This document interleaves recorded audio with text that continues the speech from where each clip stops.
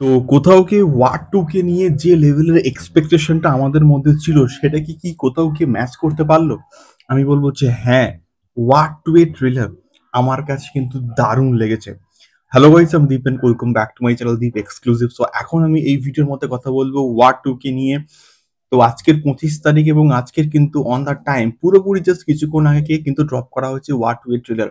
আমি ৩ থেকে ৪ বার মতন দেখলাম। বাট গল্প সম্বন্ধে যে খুব বেশি কিছু বুঝতে পেরেছি, তা কিন্তু কোথাও গিয়ে নয় এবং এইটা কোথাও গিয়ে 'ওয়ার 2' এর ট্রেলারের one of the most positive point যে তারা গল্প কিন্তু রিভিলই করেনি। গল্প তারা রিভিল করার কিন্তু চেষ্টাই করেনি। যেমনটা কিন্তু 'ওয়ার' এর ক্ষেত্রে কিন্তু হালকা করে কিন্তু একটু গল্প রিভিল করে দিয়েছিল। এই যে এন্টিকার এবং ঋত্বিকের মধ্যে কেন ক্ল্যাশটা হচ্ছে এবং এখানে প্রাথমিক অবস্থায় দেখানো হচ্ছে যে কিয়ারা আদবানির সঙ্গে ঋত্বিকের একটা ভালো সম্পর্ক আছে। কিন্তু ঋত্বিক এবং কিয়ারার সঙ্গে কেন আবার ক্ল্যাশটা হচ্ছে? এটা সবথেকে বড় কিন্তু কোয়েশ্চেন মার্ক, যেটা অডিয়েন্সের মধ্যে একটা কিউরিওসিটি কিন্তু কোথাও গিয়ে সৃষ্টি করবে এবং অডিয়েন্সকে হলে আনতে বাধ্য করবে। তো এটা এই ট্রেলারটার মেইন কিন্তু পজিটিভ দিক। এবারে যে বিষয়টা সেটা হচ্ছে গিয়ে এনটিআর এবং ঋত্বিকের মধ্যে যে ক্ল্যাশটা হচ্ছে এবং একদম লাস্টে এই ট্রেলারটা বেশি কিন্তু মনোলগে কিন্তু ভরা এবং এনটিআর এর ভয়েস ওভার আছে, ঋত্বিকের ভয়েস ওভার কিন্তু আছে এবং তার সঙ্গে কিন্তু এখানে কিয়ারা আদবানি কিন্তু একজন আর্মি অফিসার এবং সেটাও কিন্তু কোথাও গিয়ে সামান্য একটু ঝলকে কিন্তু রিভিল করে দেওয়া হয়েছে। এবং তার সঙ্গে আমি এখানে আরো একটা পয়েন্ট অ্যাড অন করব। ঋত্বিক এবং কিয়ারার মধ্যে একটা বিরাট বড় ফাইট সিকোয়েন্স আছে একটা ছাদের মধ্যে, ওপরে আরকি, এবং সেই ফাইট সিকোয়েন্সটা জাস্ট কোথাও গিয়ে টপ নচ লেভেলে কিন্তু কোথাও গিয়ে লাগছে। যে মারাত্মক লেভেলে জাস্ট ফাইট সিকোয়েন্সটা কিন্তু ওটা হবে। এবং তাছাড়া অন্যান্য ফাইট সিকোয়েন্সের কথা আমি যদি বলি, যে টিজারের মধ্যে কিন্তু অনেক বড় স্কেলে কিন্তু ফাইট সিকোয়েন্সকে দেখানো হয়েছিল। মানে অনেক কম্প্যাক্ট। কিন্তু এখানে আরো অনেক এলাবোরেটলি আরো অনেক কিছু কিন্তু ফাইট সিকোয়েন্সেস এখানে অ্যাড অন করা হয়েছে।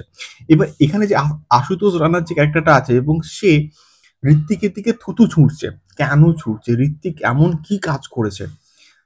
এইরকম কিছু কিউরিওসিটি কিন্তু অডিয়েন্সের মধ্যে একটা জিনিসটা ভাইবস তৈরি করবে, যেটা অডিয়েন্সকে সিনেমা হলে আনতে কিন্তু অনেকটা কিন্তু কোথাও গিয়ে মানে বাধ্য করবে যে তোমরা আসো কেন?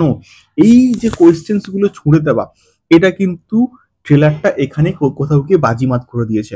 এবং ওভারঅল আমি বলব যে ঋত্বিক এখানে এনটিআর কে কোথাও গিয়ে ছাপিয়ে গেছে এবং এনটিআর এবং ঋত্বিকের মধ্যেকার ফাইট সিকোয়েন্সেস গুলো বলো বা ঋত্বিকের প্রেজেন্টেশন বলো, সেইগুলো দুজনকেই সমানভাবে কিন্তু স্পেস দেওয়া হয়েছে। But Hrithik as Kabir just কোথাও গিয়ে কিয়ারাকে বলি বা এনটিআর কে বলি বা অন্যান্য সমস্ত কিছুকে ঋত্বিক জাস্ট কোথাও গিয়ে চাপিয়ে গেছে।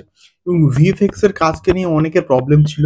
ভিএফএক্স এখানে আমার মোটামুটি ঠিকঠাকই মোটামুটি লেগেছে। এবারে যদি টিজারের সঙ্গে আমি কম্পারিজন করি, টিজারের থেকে কিন্তু এই ভিএফএক্স এর কোয়ালিটি বা মানটা কিন্তু অনেক ফার বেটার।